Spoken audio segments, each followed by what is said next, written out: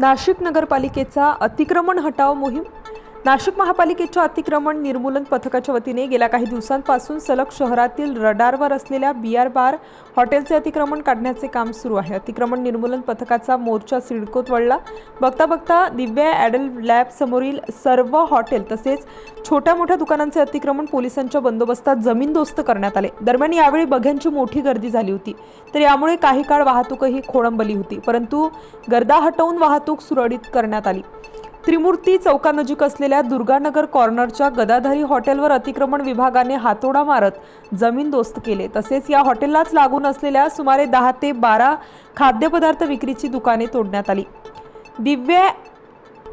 दिव्या add lab जवळ असलेले सुयोग beer bar तसेच राजदरबार बियर बार मालकांनी अनेक वर्षांपासून पार्किंगच्या जागेत मद्यपींना दारू पिण्यासाठी पत्र्याचे शेड उभारले होते, ते देखील जमीनदोस्त करण्यात आले।